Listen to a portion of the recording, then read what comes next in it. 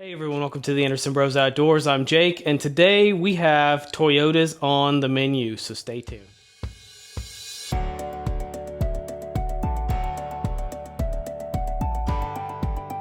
Hey everyone, welcome back. As I said, my name is Jake, and today we have an episode of What's Jake Doing?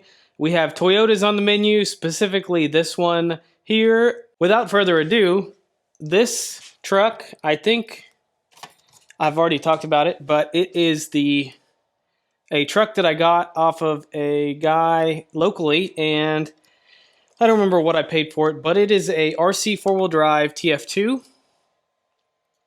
It is the leaf sprung RC four-wheel drive Toyota. Hilux, whatever you want to call it. I don't remember the official name. I think it's the Mojave for RC four-wheel drive, but yeah, it's a cool little body. Nice little Toyota. This is the truck that Marlin based his crawler off of, and you can actually purchase a shortened bed. It's called the bobbed bed, or Marlin bobbed bed. But the question is what have I done to it? So a couple of things. So I made some inner fender wells, which are on Cuts 3D, and you can download. The link's in the description below. I added some metal bumpers to it. So I got rid of the plastic bumpers. I added some aluminum bumper mounts, if you will. And then I got the rear bumper as well with the rear bumper mount. And then what I just did is I installed these anti-wrap bars by an A&M Garage. So I think that they were like 35 or 36 bucks. There's a couple of different styles of anti-wrap bars. There's bars that bolt up to the front of the leaf, and they have a link through them, and the link has an end on it that bolts to where the shackle goes, and essentially it just slides up and down the link while preventing the axle from wrapping. So keeping the axle from moving like this and keeping the leaves from being bent. However, this is not that version. This version actually attaches to the frame where the slider mounts in, and then also attaches to the top of the leaf mount. So there is no sliding back and forth on that rod.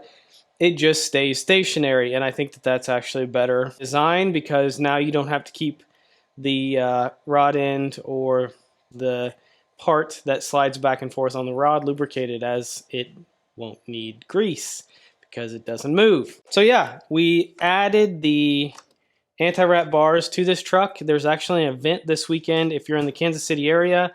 It is at Swope Park on Saturday at 10 o'clock. If you would like to go, feel free to check out the KCRC page, and the event is posted there. This truck is pretty much, I don't want to say in its final form, because there's a couple of other things that I'll be changing, and we will talk about that when that time comes. So, project number one, tons of fun. If you don't have a leaf build, I highly suggest you get one. All right, so project number two, we have been looking for a set of Vanquish Capra axles for this specific project. I wanted a set of fronts, or essentially the ability to make four-wheel steer. I purchased this truck without that ability. It just had a drag axle on it, and since I bought it, I've wanted to make it four-wheel steer. So a couple weeks ago, around a month ago, I was able to purchase a set of four-wheel steer axles from a person on the Vanquish Products for Sale page, and I just got them in this week. So I have actually made the transformation happen. I'm just waiting on a couple of things to button the truck up, but here it is. It is the Pro Mj43. And there's a couple of changes on it. First of all, the tab was broke when I got it, and I glued it back on, and then I rolled it, testing it, and broke it again. However, this glue here, it's called DAP Rapid Fuse, is fantastic for 3D printed things. So if you have 3D printed parts, I would suggest getting some to glue them back together, because I don't think, I'll have to reach out to Pro and see if we can get the files to reprint these ourselves, but I don't think that we can. So I'll reserve comments on that until I reach out. I just haven't done it yet. So what have we changed on the Pro? Not a ton. Actually, we've changed a lot. So The first major change is the wheels and tires. You can see that we have the 2.2 Battleborn black wheels with gold hardware and a inner IFR, a blue IFR on this wheel and nothing on this wheel. That's because I haven't put it on the rest of them. I got lazy, I guess. I wanted to see how it looked, and I think that it looks okay, so I'll probably put the other three on at some point in the future. That's just a lot of screws, 26 times 3, lots of screws to take out and put back in, and it's kind of a pain. But around these Battleborn wheels, we have the 2.2, I think these are 5.4 or 5.8 inch Swampers. I don't remember what they are. They're the newest version. They're not too bad. I have been really liking them over the Tusks because I have some 525 Tusks that came on the truck, and the cut and shuts. So the reason that I prefer the actual 2.2 tires over cut and shuts for this specific truck is that it weighs a lot. It's close to a 10-pound truck, and from my experience on the rock around here where I live, the carcass is not thick enough on the cut and shuts for anything over around 8 pounds. The carcass is too thin, and the lugs, they don't hold at all. They just disform when you hit that 8-pound mark, and it gets worse the heavier you go. So I tried a set of these 2.2s, and I think they work a lot better. You can see that they are a lot thicker in terms of the carcass, and it gives the truck more grip. One of the other changes is the shocks. So I replaced the stock blown out shocks that I got with the truck with some Desert Lizards for temporary utilization while I was waiting on these. And then I replaced it with these shocks. So these are the Hot Racing 120 millimeter air shocks. Now, the way that I have them configured is I have on the front and rear, I have the lightest spring between the piston and the shock cap here. So it keeps the shock at full bump or compressed all the way.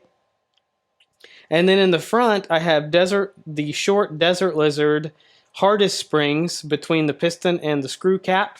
And in the back, I have the medium, lots of mediums, the medium size, so not the short, not the long, but the one in the middle, and then the medium weight, so not the light, not the heavy, the one in the middle between the piston and the screw cap. Wow, that was a lot. So if you got it, great. If not, I apologize. There's a lot of mediums in there. So moving on, we did add the rear steer axle. We added the front servo that came with it to the rear, and there is no brass in the back. And then on the front, we added a Reefs Raw 500 in brass form to add some more weight to it. Like I said, this is a heavy truck. Now, all of the electronics reside inside of this panel or behind this panel here. And the other changes that we made are we added a Rhino 80 amp ESC with a Outrunner motor. And the reason that we did that is because we added a VFD twin in stubby configuration. So we have the stubby kit installed. It has a VFD twin in it. And there are two Reefs Micro 99 servos that shift it. We do have the Colorado Adventure Club overdrive replacement for a front dig. So it's got 6.5% overdrive in the trans, and the 49% overdrive gear was replaced with a dig unit. So like I said, we have front and rear dig on it, and both of them are enabled. We changed the radio from the Noble, the FlySky Noble, to the Radio Master MT12, which is one of the best radios for the money. And yeah, outside of that, everything else is pretty much the same. We've got the Vanquish headlights in there that are super bright. We do have two 10 amp Castle Becks feeding these two servos. So one feeds one feeds the other one. And then the Rhino 80 amp Beck feeds the micro servos and the lights. We have rock lights and the headlights installed. This is going to be a fun trail truck. A couple of the local guys that I crawl with, we're going to go to Colorado in the next few weeks, and I'm definitely taking this as one of the trucks. It's actually pretty capable, and it's a ton of fun to drive. Super scale. The other thing that I need to do is reach out and either get a steering wheel replacement or print a steering wheel replacement, because Mine apparently fell out on a crawl and I didn't know it. The last update for this truck is we did have to move the battery to the fuel cell in the back. Previously I had the battery in the panel on the other side, housed in there to keep the weight more towards the center and lower, but unfortunately we're not able to do that, so we're going to have to run the battery in the gas tank or the fuel cell. So yeah, the truck's turned out great so far. Typro did a really good job with this. You know, I'm extremely impressed with all of it. There's only one other change that I'll be making, but I'll elaborate more on that as I get the parts and install them. So. Boom, project number 2. All right, so project number 3 I don't have in front of me. It's actually a buddy's car. So Gentry, the content creator for Midwest RC Crawling and Adventures, I'll link his channel in the description below. He purchased sorry, there's mosquitoes everywhere out here. The rain has been nonstop, and it's just been a huge cesspool for mosquitoes, flies, and all of these other bugs that I'm ready for the heat for.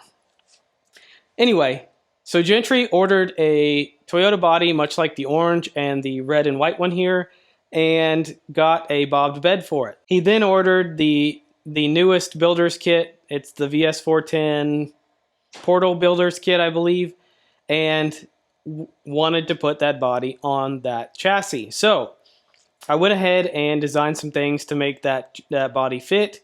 The link for those things will be in the description below, but essentially it is just like this orange truck here, except it sits on the VS410 Builder's Kit. All you have to do is change the sliders, change the rear shock towers, and use the provided servo mounts for dig and overdrive if you want to use those. Again, those will be in a link in the description below. Check those out if you have a build like that coming up. So there's several things that I've recently released that I haven't actually put a price on. It's an open price, so if people want to download them, they can. If people want to donate, they can. It is what it is. All of the donations go towards the giveaways that we do, which we are going to do another one here real soon, so stay tuned for that. So anyway, that's Project 3. It was a lot of fun, and I wish I had the truck here, but I will leave a picture of what that looks like right here. All right, I suppose this is as good a time as any. We're going to provide a shameless plug. We have the Origin, and it is, as you all know, the flagship model for them. They're going to call the flagship line the Origin moving forward. This happens to be the H10 Origin, named after the H10 axles that it sports. But I will be doing a giveaway for one or cash on July 1st. We started with, I believe, 160 tickets. The number equates to $4,000. So I donated $600 of the $4,000, and we are 49 tickets away from selling out. Now, if we sell out within 24 hours of the sellout, I will go live and do a drawing and choose a winner. Obviously, I will not let that person know that they won over YouTube, but I will email them through the PayPal address email that they have and let them know that they won and ask the option that they would like. Now, if all of the tickets don't sell out, so if there are one or more remaining tickets on June 30th at midnight, which would actually be July 1st at midnight, then I will do the giveaway on July 1st via live stream, and the winner will get all of the cash that has been provided for the ticket sales up to date. They can do with that what they will. They can either wait for an Origin drop, or they can spend the money on whatever they want. But the drawing for that will happen July 1st if there's tickets remaining. Now, the reason that I'm doing this, I wanted to wait a little longer and sell all the tickets, but with the quick and very few numbered drops that have been happening over the last few weeks or last month or so, I don't know if there's going to be a lot of opportunities in the future to get in on an Origin. Now is the time if you're going to do it, and I want to make sure that somebody has a fighting chance. If you're just missing, $600 to $800, that's a lot more palatable than $3,500. Shameless plug. Go out and get tickets. One day the channel will be big enough that we give prizes that are big like this away. And until then, this was a one-off. All right, so this last and final project is, it's fun. It's been a lot of fun to build. It's not finished yet, but it's in a more completed form.